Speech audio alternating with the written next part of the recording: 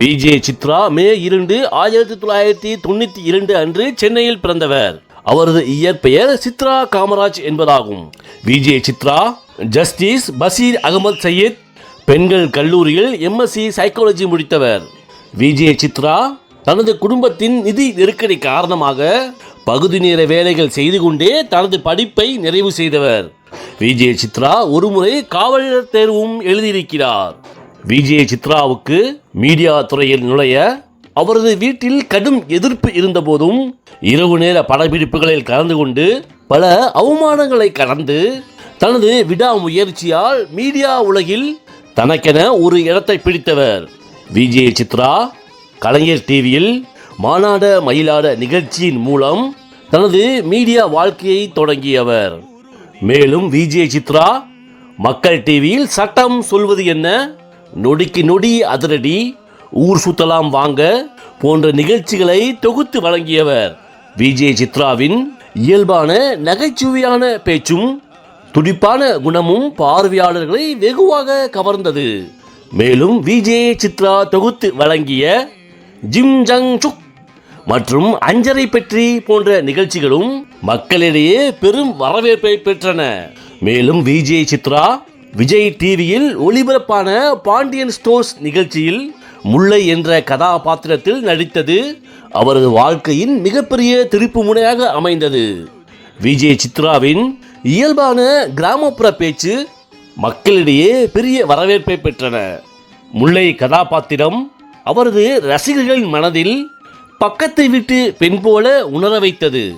சித்ரா என்ற அவரது உண்மையான பெயரை விட முல்லை என்றே பரவலாக அறியப்பட்டார்.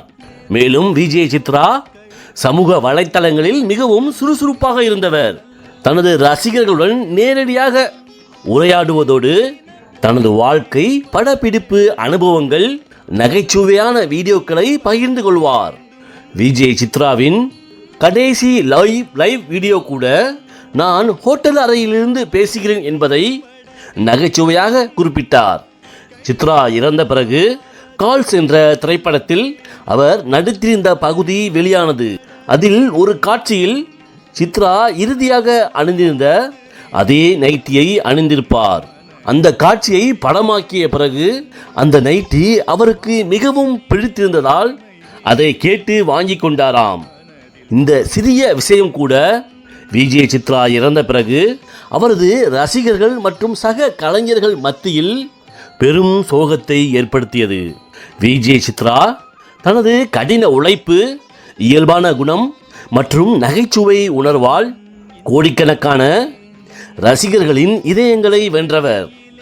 துரதிர்ஷ்டவசமாக டிசம்பர் 9, 2020 அன்று சென்னை பூந்தமல்லியில் உள்ள ஒரு ஹோட்டலில் விஜய் சித்ரா இறந்த நிலையில் கண்டெடுக்கப்பட்டார்.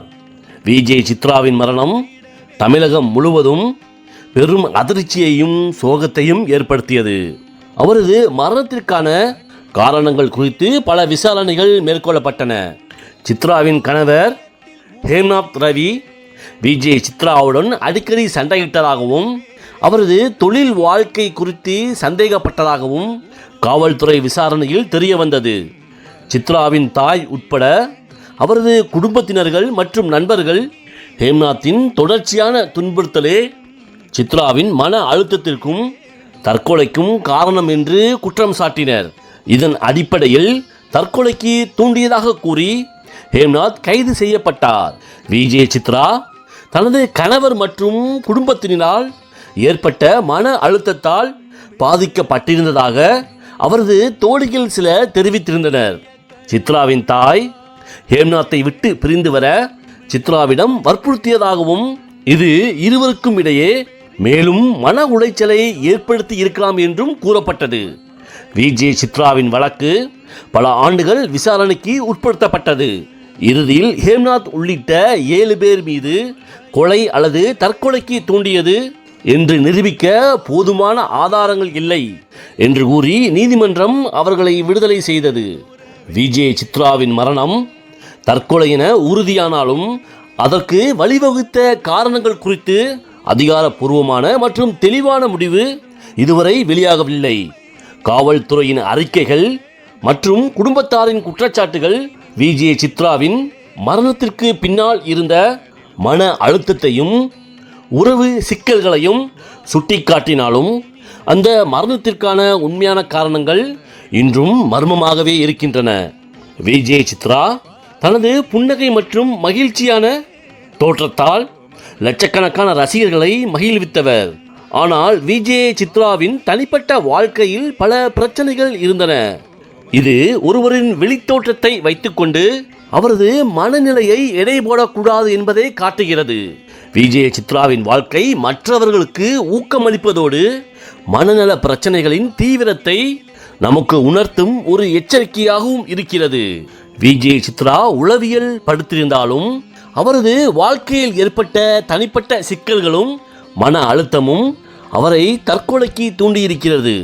பொதுவாக மனநல பிரச்சனைகளை எதிர்கொள்ளும் போது நிபுணர்களின் உதவியை நாடுவதும் குடும்பத்தினரிடம் ஆதரவு பெறுவதும் மிகவும் அவசியம் என்பதை விஜய் சித்ராவின் வாழ்க்கை நமக்கு ஒரு பாடமாக கற்றுத்தருகிறது. நன்றி, வணக்கம்.